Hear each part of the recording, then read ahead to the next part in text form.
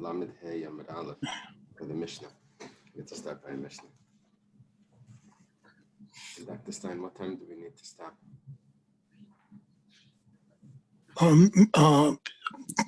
Way called Slichas is 6 a.m. I believe. So 10 to 6. I don't know if you're going there. Galgal Chuslitzchum.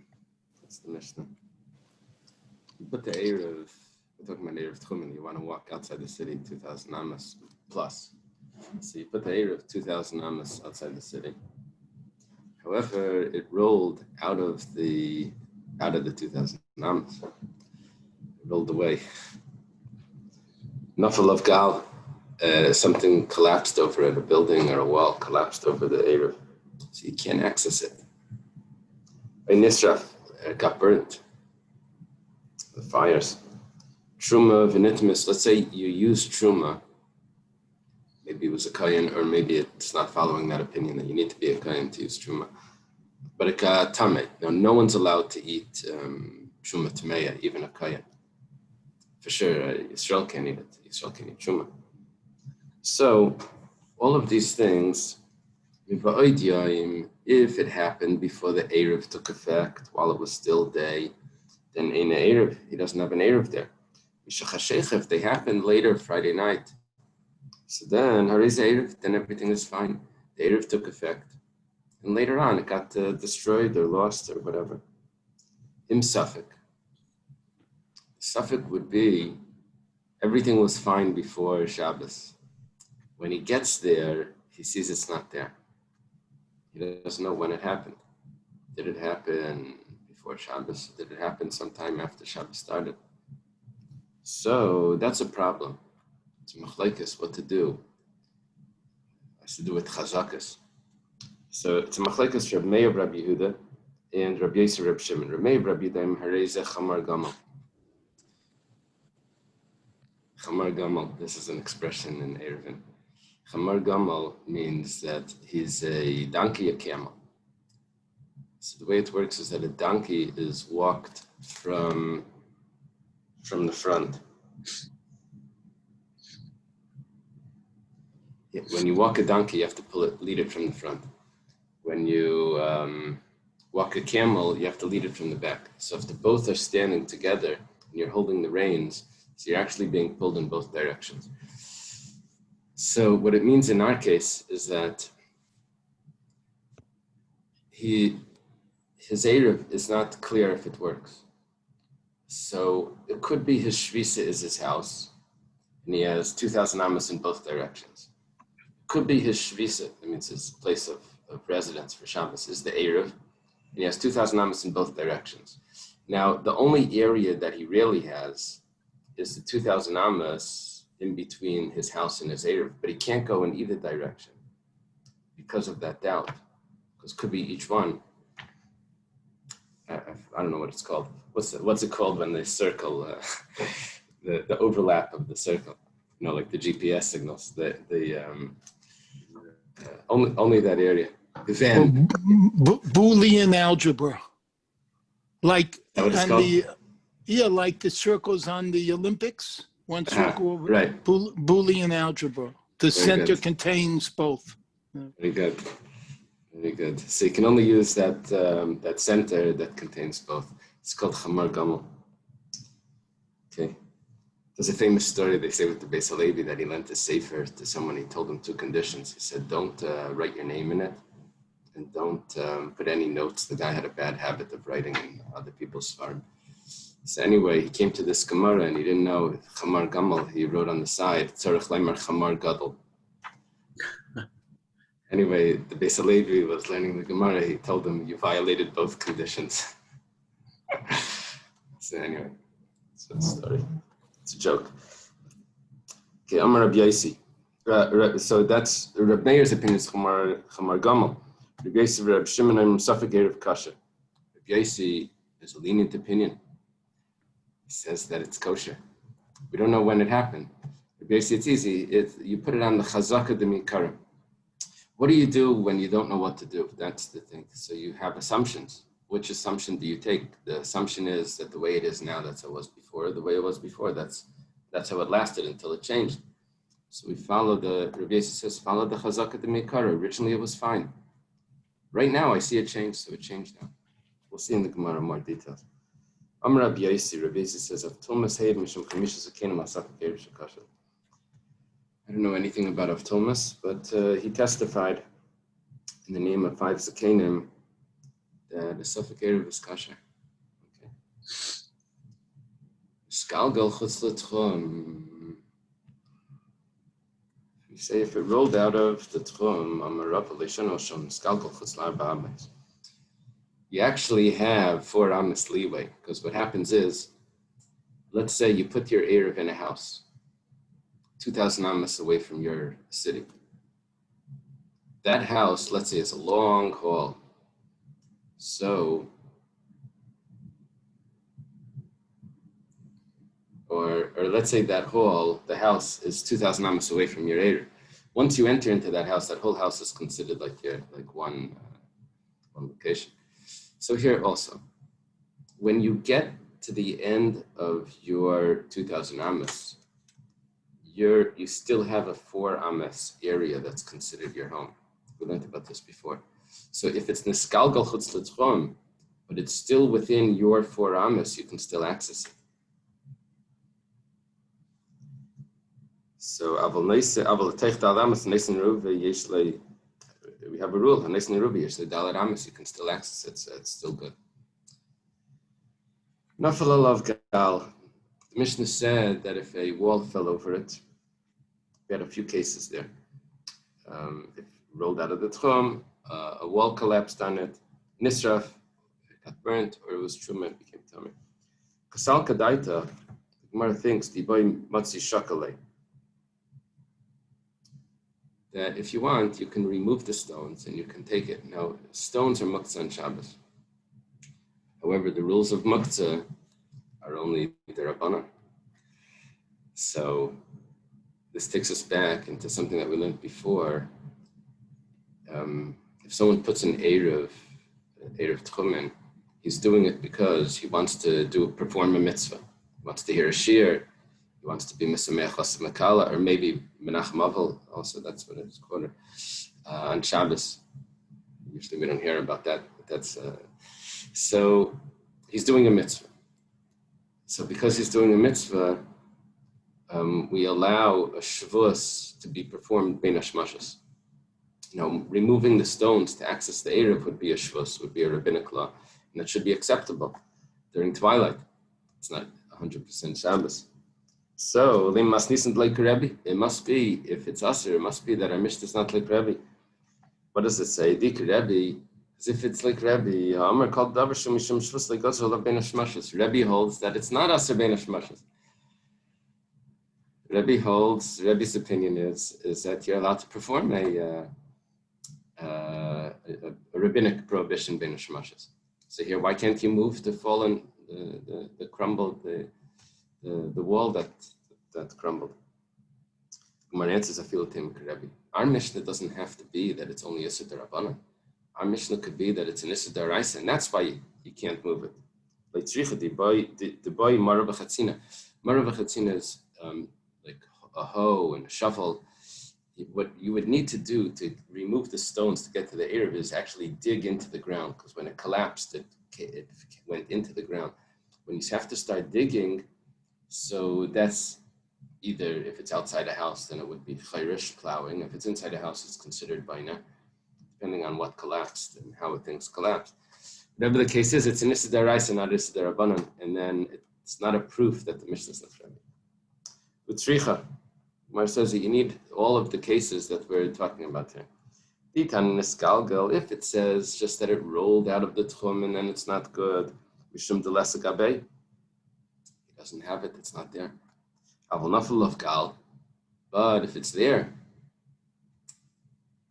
it's just, you can't access it, but it's right here. Maybe that should be good. So, the Isagabe, it is there. Eimalav Erev, you could say maybe that it's an Erev, it's a Chiddush. V'itana Nafal of Gal, Mishum Demichse, maybe it's the other way around. Maybe if it would only tell me it's here, but it's covered, Avon Skalgal, but if it rolled out, Zim Dasizika Maisile, I could wait over there. Maybe the wind will come and blow it back. So we could say maybe it is a good Eruv. So it's a chiddush in each one. So that's why it's necessary to say all of the cases. Because the Gemara was challenging. Why does the Mishnah need to tell me all of these cases? I mean, there's a million possible cases. Once you tell me one case, I'll know all the rest. So it's saying, no, each one has a little chiddush. Nisraf, Truma Benitmis. There's two more cases that we need to discuss. Maybe the Eruv got burnt. If the Eruv got burnt when you arrive, or it got burnt before Shabbos, that's what the Mishnah discusses, or it was Truma, which was the gift to the Kayan, but it became Tameh and it's ineligible to be eaten by anyone. Lamali, why do we need these cases? Tana Nisra, Pleidicha Keiche de Reb Yaisi, and the Truma Benitmis Adicha Keiche de Reb Meir. Okay, Reb Yaisi was the more lenient one. It says the case of Nisraf to tell me that even if it's totally burnt, we're still lenient. And it says Truma to tell me the Chiddush of Reb Meir that I'm still machmir. And we don't really have a full understanding of what the Gemara means here until we learn the next Gemara, which takes about a page. So we'll learn the Gemara, then it'll be clear. Yeah, the next Gemara. We actually had this Gemara in Nida, at least most of it. Okay, let's begin. The Sefer Reb Meir, we're on top of Lamed Hamid Beis. The Sefer Reb Meir Sveik L'Chumra. Does Reb Meir really hold that if there's a doubt when the Eruv became Tameh, when it got burnt, when it collapsed, when it rolled out, that I have to be machmir? Does Reb Meir hold that? But I have a Mishnah that says exactly the opposite. That when there's a doubt, Reb Meir says, we're lenient. What's the doubt? So Tameh Shiar Litval, there's a fellow that's Tameh. He goes to the mikveh. Now, Safek Tavel, Safek Lei Tavel. We don't know if he really went under. Or there's possibly other possibilities. Vafilu Tavel, Safek Tavel Bar Bamsa, Safek Lei Tavel Bar Bamsa. Maybe there were two mikvahs. This was just two ways of reading this. Is it a Svek Sveka that the Gemara is discussing, or is it two possible cases? Did he go into the one that had 40 sa, or did he go into the other mikvah that did not have 40 sa? 40 sa is the measurement of the kosher mikvah. Did he use the right one? He says, yeah, I went to the mikvah. He says, no, that was the wrong pool. That's really the next case. The case before was probably, we don't know if the mikvah itself had 40 sa. Maybe it got lost.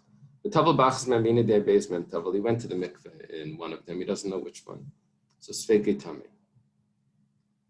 We say it's Tameh. Medvarim Amurim. When are we strict? But Machamura. That's by a Tameh Deraisa, when the person was really Tameh, and we're trying to take away his Cheskas Tumah.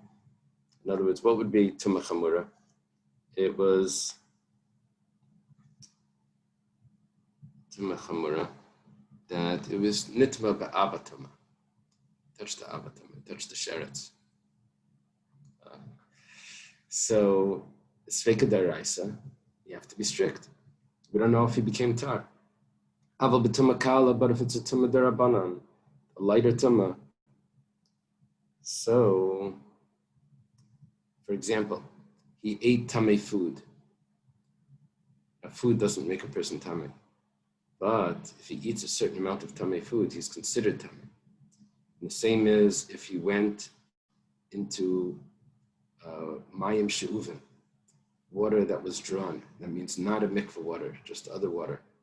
So midirabanan he becomes, there's a tumah derabanan there, he's not supposed to eat truma. About Reisha Veruba mayim shuvin, those are the 18 things that we learned about from the Gezeirus of Bishamai at the beginning of Shabbos. So those are rabbinic tumas. In those cases, let's say he ate food that makes him tummy, rabbinically. Or he went into a shower that makes him rabbinically tummy. So, Yarad Litval. And now he goes to the mikveh to take off that rabbinic tumah. So Safek Tavel, Safek Lei Tavel. We don't know if he was Yaitse the mikveh. Did he really go under? Afilu taval, Safik taval bar ba'imsa, Safik lei taval bar ba'imsa. Was it in 40 sa or not? Was the mikveh good? There's two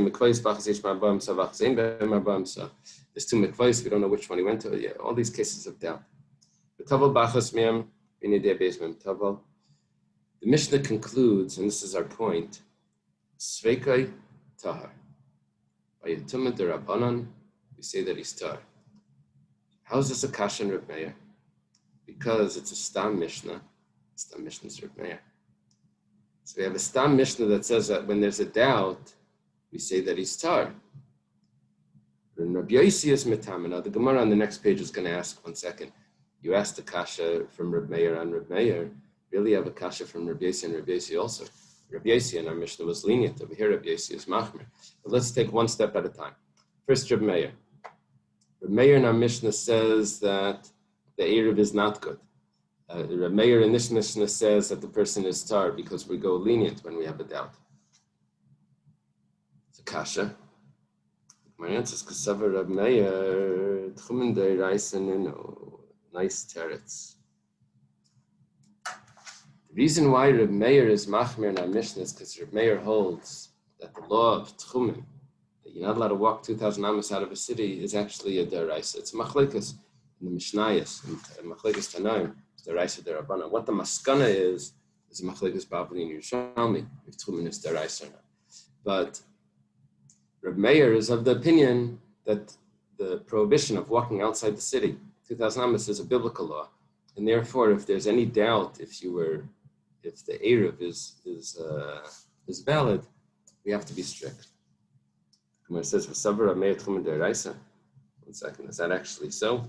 But Tanan, when it comes to measuring the distance, there's different ways of measuring when there's an incline. You can follow up the incline, and then, which is going to be longer. Let's say there's a mountain, so you can take the string up the mountain, and then you can go down the mountain. It's going to increase the size. You're going to have less area to walk because of that.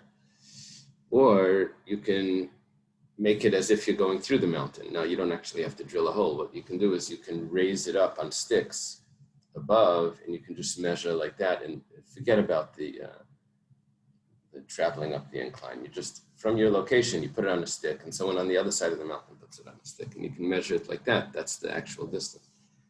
So, Min Yachalav Liyai, Vatanan, we have a Mishnah, Min Yachalav Liyai Bazu, Bazu Amar Rab Daisa Bar Rab Yanim, Mishum Rab Meir Shemati Shemakadrim Baharim. He says, Rab Daisa Bar Rab Yanai, in the name of Rab Meir,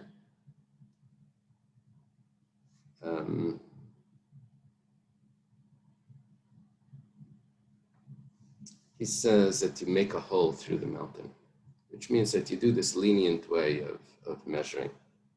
Now, the Isal Kadaitach Tchumen Deiraisa, if it would enter your mind to hold Reb Meir, who's talking over here? It was Reb Meir that said that he heard that you can make the hole through the mountain to measure. If it's Tchumen Deiraisa, if it's Tchumen is Deiraisa, that you're not allowed to walk outside the city, biblically. It's a biblical law, 2,000 amos. Mi makajin, do we make this hole through the mountain? Rab Nachman, Amar Rabba Baravor. Rab Nachman says the name of his father-in-law, Rabba Baravor. Ein makajin lebari miklat lebeg laruf nishin shalter. It's very interesting halacha that the 2,000 amos outside an ear miklat is also kailat. It's also protected. And how far is that 2,000 amos? Well, 2,000 amos is 2,000 amos. But if there's an incline, can you take into account, do you have to take into account the incline, or can you measure it, like we said, with the sticks? Can you measure it? One person stands up high, on a ladder or whatever, and the other person, or if down low, he holds it above his head, however you want to measure the incline. Are you allowed to do that? So it says, no, that's a din deraisa. You're not allowed to do it over there. What we're doing is we're proving that if Reb Meir allows you to measure through the mountain, that means it's rabbinic. Because by a near miklat, when you measure the size of it, you can't measure through the mountain. The same was with the Egla Rufa. If there's two cities that are next to the corpse that they found outside a city, and the closest city needs to bring the calf and break its neck there, that whole ceremony. So which city is closer? You have to measure. So how do you measure? Can you pierce the mountain to measure? Or do you have to do the way that you'd actually have to take to walk over it? So it says you have to take the longer route. Why? Because it's deraisa. So we have a problem. In order to resolve the contradiction between Reb Meir, we had to say that Reb Meir holds Tchumen is deraisa. If he holds Tchumen is deraisa, then why does he say that you're allowed to measure it, the Tchum, in the lenient way? We have other cases of deraisa, so we have to measure it in a stricter way.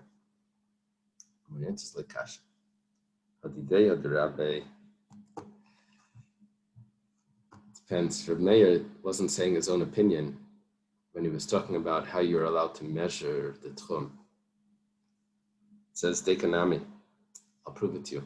The Tani Bezu Amar Rab Distoi Mishum Rab Yanei Mishum Rab Meir Shemati Shemakadrim Baharim Shemamina.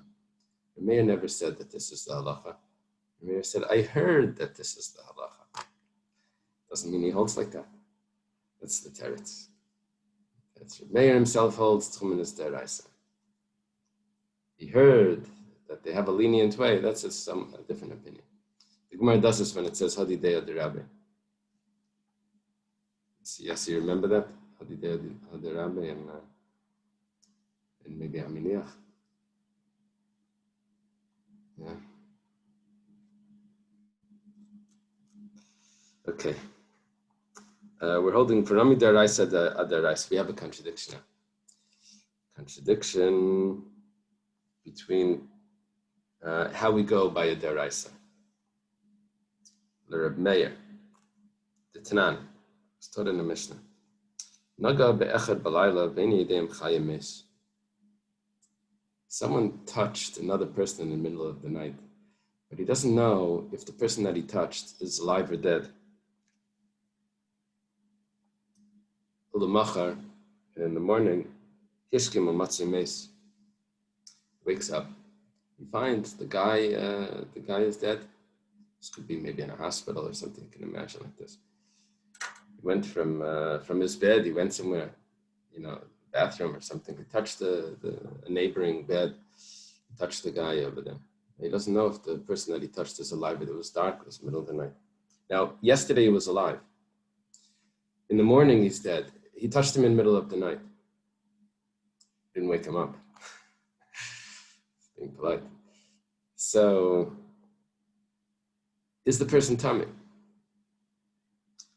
The Meir Metav Acham Metamer. The Meir says the person's tahar. Wow, that contradicts everything that we said. The Meir was just strict. Chamim say that he's tummy. Chum explain. Shakol hatmeyes kashas mitziyasan. Because all tumah, you go after the way you found it.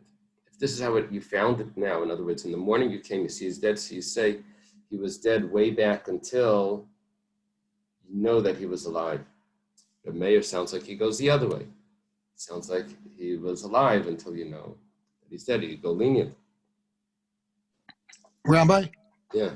I'm thinking back when we learned with women and the last time everything was okay, they checked, and then all of a sudden there's a question. Is this I'm not sure this doesn't contradict that answer. This Gemara actually came in over there.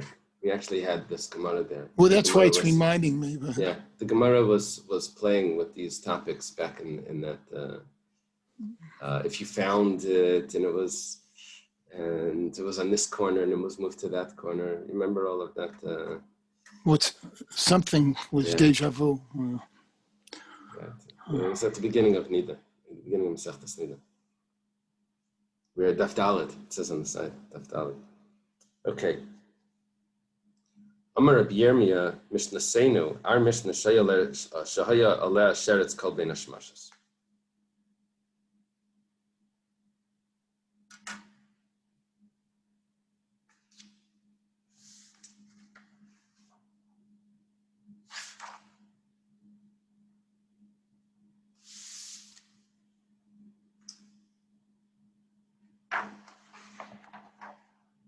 Our Mishnah said that Truma became Tameh, we're talking about that the whole Bein HaShmashos, there was a sheretz on the Truma. This is a bit of a problem because, I mean, that's a very clear way of explaining Reb Meir's opinion. But, one second, Reb Meir said, the Mishnah says him, Suffolk. He's making it that it's not even a Suffolk.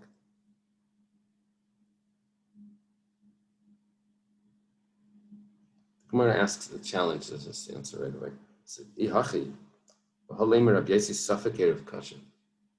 The Mishnah said that there was a machlekes because of a suffix. You have a contradiction with Reb Meir. You say, what do you do when there's a suffix? Reb Meir was machmer in one case, and in the Mishnah, and then he's lenient in another case. So in order to resolve that, you say that our Mishnah isn't a suffix, but our Mishnah was clearly a suffix. Reb Yossi argues because he holds that a suffix is tar. How do you resolve it by saying Reb Meir was over there was a vadai, over there was Rabba v'Reb Yossi damar tavayo hacha b'shteki te'eda maskinan achas emeres m'vayim netesh v'achas emeres m'shachashich. Okay. We get a highly complex story now. What happened was you show up at your Eruv by day and you see it's Tameh. There's 4 Eidim standing there. 2 of them say that it became Tameh before nightfall. Other 2 Eidim say it became Tameh after nightfall. Well, because I have 2 Eidim that say that it became Tameh before nightfall, so it loses its chazaka. It had a chazaka that it was tar, until we know that it's Tameh. That's what Reb Meir said over here. You assume the person's alive until you know that he wasn't. But because they have 2 contradicting witnesses, so the assumption of the item itself gets lost. And I have to follow what I find now.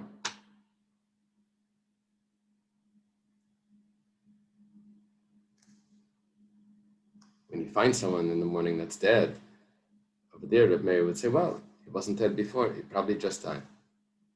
But over there, I don't have any chazaka from before because I have 2 witnesses that say that it became Tameh before. Now, the truth is I don't believe those witnesses because I have another 2 witnesses. But it still loses the chazaka that it had. That's what, even though Shteki Te'edim, they both become batal, but it still loses its chazaka. Rav Amar Hassam, Trei Chazaki, L'kula v'acha chada chazaka l'kula. Rebbe says a very interesting thing.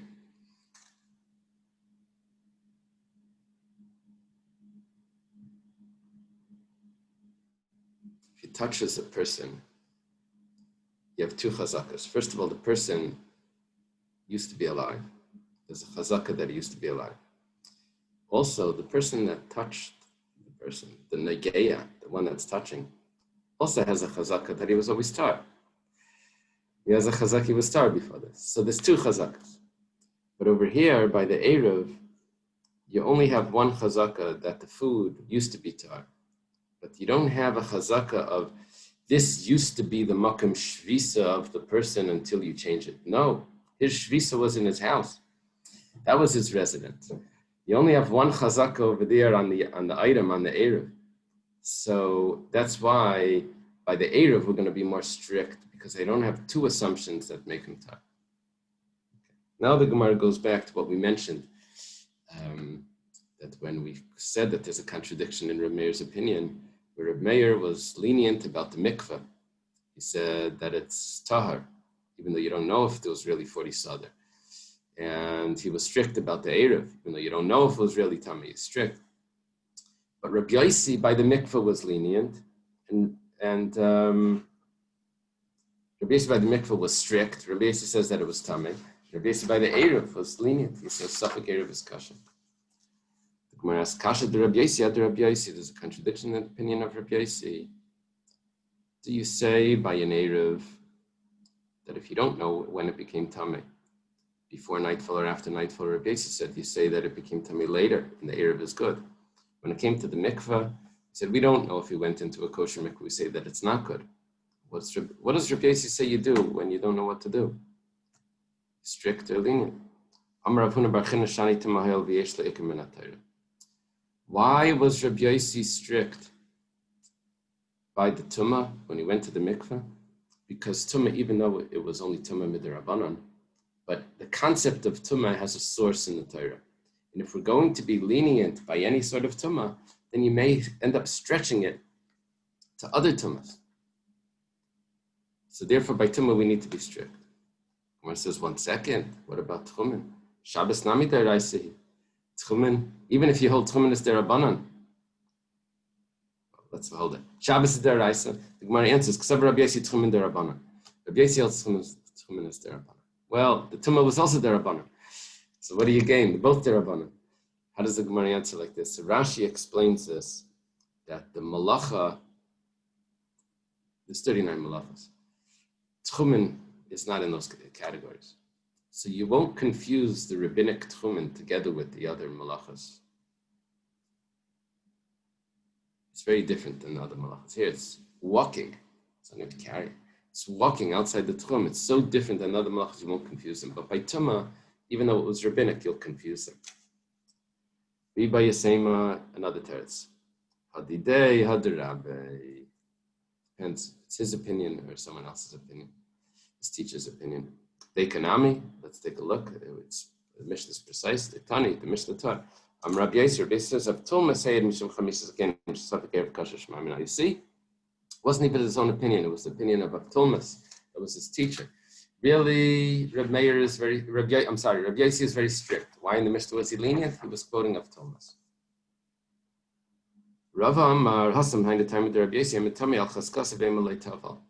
Why in the Mishnah by the mikveh do we say that if the person became tamei with the tumah derabanan, let's say he ate tamei food, we had a machlekes Rabbi Meir and Rabbi Yossi, if the mikveh that he went into is not clearly a kosher mikveh. Rabbi Meir said that he's tamei, Rabbi Yossi says that he's tamei. Why does Rabbi Yossi say that he's tamei? Well, the person was tamei before. He never removed the chazaka on the person that he's now tar. The person has a cheskas tumah. The Gemara says, 1 second, Adarabba. One of those cases of the Mishnah was where the mikveh had 40 sah originally. When you measured it later, it didn't have 40 sah. The question is, when he went in, did it have 40 sah or not? Hemed mikveh cheskase. Why do you look at the assumption, the previous status of the person? Look at the previous status of the mikveh, and the mikveh is kosher. Where it says b'mikveh shlei nimdad, talking about that the mikveh didn't have a previous assumption. All right. Tanya, how does Rabbi Meir say that it's tar? The mikveh didn't have a previous assumption. I don't know.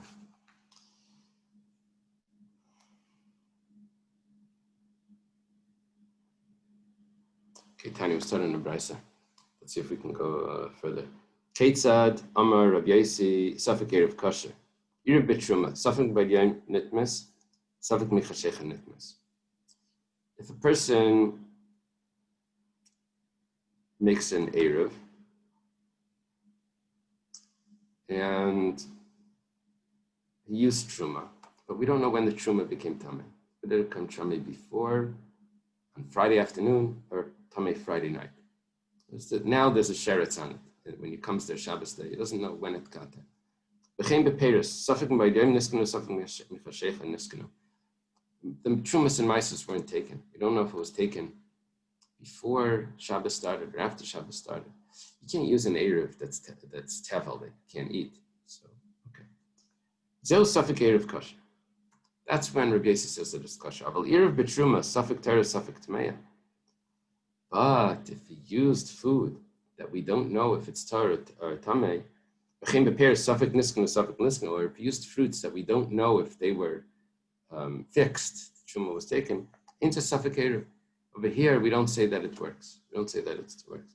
But Tosfos explains that he had two piles. One of them was Truma Tameya, one of them was Truma Tahar. We don't know which one he used. It's different than if he used something that was Tahar and it became Tameh. Why? Because when you use something that was Tahar, there's a chazaka of what it was previously that we can put that assumption on it to continue. But if there were two piles, there's no previous chazaka. You just don't know. It's not like what it used to be. We know that one of them was Tameh. You don't know which one you used. So over there, ain't a suffix Eruv kasha. That's not the case. What's when we said in the first case? We said when Rabbi Yossi says it's kasha, he says because we say that the truma was tahar. Here's nami. What was the previous status of the fruits? The previous status was that it was tevel. By the truma, we say that we put it on its previous status and it was tahar. That's Rabbi Yossi's opinion. He's lenient. The fruits, you should put it on its previous status, but the previous status is going to be strict. You should say that the Maisa wasn't taken. The Gemara answers, don't say that we're not sure when the truma was taken and it had a previous status.